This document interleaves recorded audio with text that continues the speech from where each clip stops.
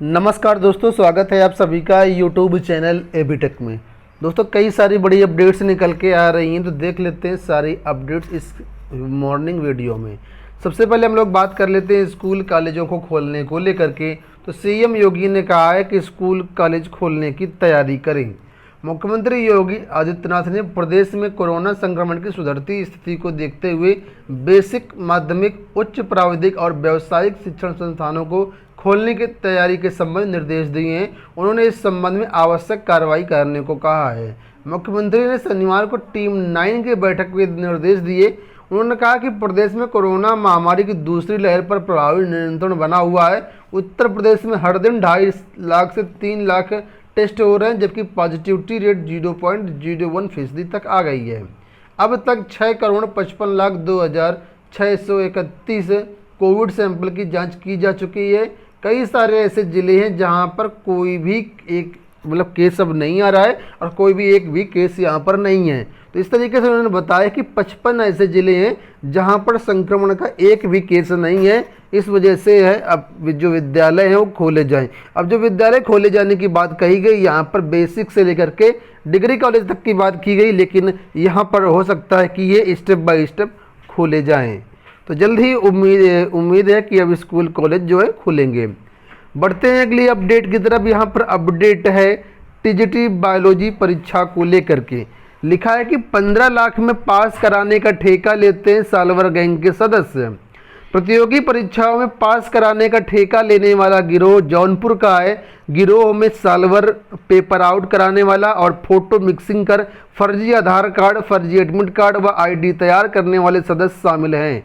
खुद गिरोह का सरगना अशोक पाल प्रयागराज में कई नाविकों को कोचिंग देता है। एसटीएफ वाराणसी इकाई की पूछताछ में गिरोह के सरगना अशोक कुमार पाल ने बताया कि प्रतियोगी परीक्षाओं में नकल के जरिए पास कराने का ठेका 12 से 15 लाख में लिया जाता है। अशोक के अनुसार गिरोह में मेरे साथी जौनपुर के रामपुर थाना अंतर्गत गंधौना निवासी डॉक्टर ब्रजेश पाल, जौनपुर के बरसाठी थाना क्षेत्र का मानिकपुर गांव निवासी संदीप विश्वकर्मा शामिल है। तो 12 से 15 लाख के बीच में यहाँ पर जो है ठेका होता है। और टीजीटी जीव विज्ञान की बात करें तो अगर 3 अभ्यर्थी इसमें पकड़े गए हैं, जिनसे 12-12 लाख अभ्यर्थी जो है रुपए लिए गए थे। यहाँ पर आप लोग देख सकते हैं कि एसटीएफ की जांच में सामने आया कि परीक्षा पास कराने के लिए गिरोह के सरगना अशोक ने अपने साथी ब्रजेश पाल से बातचीत करके सुनील कुमार पाल से 12 लाख रुपए में सौदा किया था। एडवांस में 40,000 रुपये लिया गया था। सुनील पाल व डॉक्टर ब्रजेश पाल शुक्रवार को ही कैंट स्टेशन स्थित एक होटल में ठहरे हुए थे। तो इस तरीके से कल की परीक्षा में 3 जो है सालवर वो है पकड़े गए हैं। वाराणसी में 1 पकड़ा गया है और यहाँ पर अलग अलग ज़िलों में यहाँ पर दिया गया है। हालांकि 3 जो दिया गया कि वो पकड़े गए हैं। ठीक है, तो इस तरीके से है। जब मंडल में धांधली नहीं रुक पा रही है तो ज़िलों में तो इससे ज़्यादा हालत ख़राब होगी। टीजीटी बायोलॉजी परीक्षा में उपस्थिति की बात करते हैं तो देखिए लिखा है 67% अभ्यर्थियों ने छोड़ दी टीजीटी जीव विज्ञान की परीक्षा। उत्तर प्रदेश माध्यमिक शिक्षा सेवा चयन बोर्ड की टीजीटी जीव विज्ञान 2016 की परीक्षा शनिवार को हुई। महज 33% अभ्यर्थी इसमें उपस्थित हुए। 67% अभ्यर्थियों ने परीक्षा छोड़ दी। उप सचिव नवल किशोर ने बताया कि प्रदेश के 18 मंडल मुख्यालयों में 152 केंद्रों पर परीक्षा सकुशल संपन्न हुई। शहर के 11 केंद्रों पर यह परीक्षा हुई। परीक्षा के लिए 67,005 अभ्यर्थियों ने आवेदन किया था। परीक्षा देकर केंद्र से बाहर निकले अभ्यर्थियों ने बताया कि इस बार जंतु विज्ञान से ज़्यादा सवाल पूछे गए। 125 प्रश्नों में से लगभग 60 सवाल जूलॉजी से आए थे। ज़्यादातर प्रश्न इंटरमीडिएट के स्तर से पूछे गए थे। आमतौर पर प्रश्न पत्र सामान्य ही रहा, लेकिन वनस्पति विज्ञान के प्रश्नों ने अभ्यर्थियों को परेशान किया। तो ये रहा पेपर। उपस्थिति जो है बहुत कम गई है। सिर्फ 33% ही अभ्यर्थी यहाँ पर उपस्थित रहे हैं। अगली अपडेट है पंचायत सहायक भर्तियों को लेकर के। उत्तर प्रदेश में 58,189 पंचायत सहायकों के पदों पर भर्तियां हो रही हैं। मानदेय के पदों पर ये भर्तियां हो रही हैं और इसमें जो अभ्यर्थी होगा जो चयनित होगा मात्र 6,000 रुपये उसको मानदेय मिलेगा। ये संविदा के आधार पर एक तरीके से भर्तियां हो रही हैं और सरकार ने इसको एक बड़े पोस्टर के अंतर्गत जारी किया हुआ है। लिखा हुआ देश में पहली बार कोविड-19 से मृतकों के परिजनों को चयन में मिलेगी वरीयता, महिला आरक्षण 1/3 से अधिक पदों पर महिलाओं के चयनित होने का अवसर।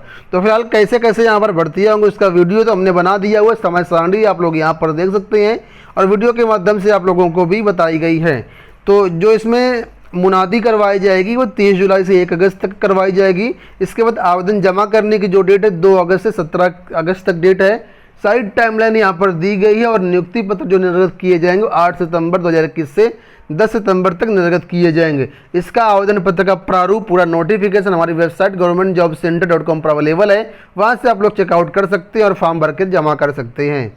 बढ़ते हैं अगली अपडेट की तरफ। यहाँ पर अपडेट है हाई स्कूल और इंटर के रिजल्ट को लेकर के। लिखा है हाई स्कूल में 99.5 और इंटर में 97.8% उत्तीर्ण। यूपी बोर्ड ने हाई स्कूल व इंटरमीडिएट के रिजल्ट में अब तक के सारे रिकॉर्ड तोड़ दिए हैं। कोरोना संक्रमण की दूसरी लहर में लिखित परीक्षा न होना 55.36 लाख छात्र छात्राओं के लिए वरदान साबित हुआ। बोर्ड के 100 वर्ष के इतिहास में पहली बार हाई स्कूल में और इंटर में इतना अच्छा रिजल्ट गया है। शनिवार को जारी प्रोग्राम में विशेष फार्मूले के तहत उम्दा अंकों से सफल होने वालों की भरमार है। हालांकि मुख्यमंत्री योगी आदित्यनाथ के निर्देश पर इस वर्ष मेरिट जारी नहीं की गई है। दोनों प्रोग्राम वेबसाइट पर अवेलेबल हैं। ठीक है, तो जो भी छात्र अभी तक नहीं देखे हैं तो वो लोग governmentjobcenter.com से अपना रिजल्ट चेकआउट कर सकते हैं।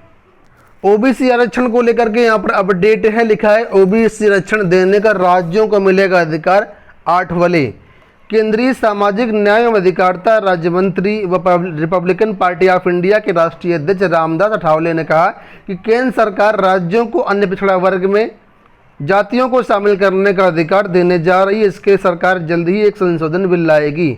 अठावले ने कहा कि मराठा आरक्षण को खारिज करते हुए सुप्रीम कोर्ट ने यह कहा था कि 102 संविधान संशोधन के बाद राज्यों को सामाजिक व आर्थिक आधार पर पिछड़ी जातियों की अलग से कोई सूची बनाने का अधिकार नहीं है। इसी को देखते हुए केंद्र सरकार अब संसद में संशोधन बिल लाने जा रही है। इसके बाद राज्यों को ओबीसी में जातियों को शामिल करने का अधिकार मिल जाएगा। उन्होंने कहा कि छात्रवृत्ति व अन्य योजना में घपला करने वाले जेल जाएंगे।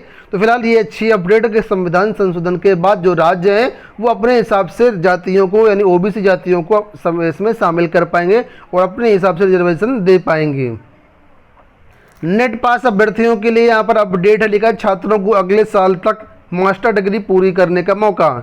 विश्वविद्यालय अनुदान आयोग ने दिसंबर 2018 और जून 2019 नेशनल एलिजिबिलिटी टेस्ट के पास छात्रों को बड़ी राहत दी है। आयोग ने कहा कि जिन छात्रों ने दोनों परीक्षाएं पास की लेकिन अपने मास्टर डिग्री पूरा नहीं किया है उन्होंने 2022 तक डिग्री अपनी मास्टर डिग्री पूरी कर सकते हैं। आयोग ने कोरोना महामारी को ध्यान में रखते हुए अतिरिक्त समय देने का फैसला किया हुआ है। तो जो लोग 2018-2019 में मास्टर डिग्री पास हैं लेकिन उनका पीजी कंप्लीट नहीं है तो वो लोग अब 2022 के पहले अपना जो है ये मास्टर डिग्री पूरी कर सकते हैं। एक अपडेट है यहाँ पर एम्बुलेंस कर्मियों की भर्ती को लेकर के। लेगा एम्बुलेंस कर्मियों की 60 जिलों में शुरू हुई भर्ती। प्रदेश में चल रही एम्बुलेंस कर्मियों की हड़ताल से कई जिलों में मरीज परेशान हो रहे हैं। 10 से 15 जिलों में सेवाएं प्रभावित रहीं। कर्मियों के काम पर नहीं लौटने से सेवा प्रदाता कंपनी ने नए सिरे से भर्ती शुरू कर दी है। इस बीच करीब 60 जिलों में ड्राइवर और इमरजेंसी मेडिकल टेक्नीशियन की भर्ती शुरू कर दी गई है। प्रदेश में 108 और 102 एम्बुलेंस जीवीके संचालित करती है, जबकि वेंटिलेटर युक्त एम्बुलेंस के संचालन की जिम्मेदारी चिकित्सा कंपनी को दी गई है। सप्ताह भर पहले नई कंपनी में हो रही भर्ती में मनमानी का आरोप लगाते हुए एम्बुलेंस कर्मियों ने हड़ताल शुरू कर दी। समाधान नहीं निकलने पर जो है अब जो ये है कंपनी है वो नए सिरे से भर्ती कर रही है ताकि यहाँ पर जो भी ड्राइवर होते हैं वो मानदेय पर होते हैं तो ये कर्मचारी हड़ताल पर हैं और इसलिए जो कंपनी है नई भर्ती शुरू कर रही है।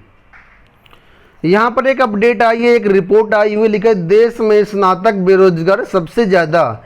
देश में कुल बेरोजगारों में बड़े पैमाने पर पढ़े लिखे लोगों की संख्या है और इसमें ग्रेजुएट सबसे ऊपर हैं। सांख्यिकी और कार्यक्रम कार्यान्वयन मंत्रालय के आवधिक श्रम बल सर्वेक्षण की रिपोर्ट में यह खुलासा हुआ कि ये सर्वे जुलाई 2019 से लेकर के जून 2020 के बीच करवाया गया। आंकड़ों में सभी राज्यों की कुल बेरोजगारी दर जो है 4.8% है और सबसे ज़्यादा जो बेरोजगारी दर यहाँ पर है वो है स्नातक बेरोजगारों की।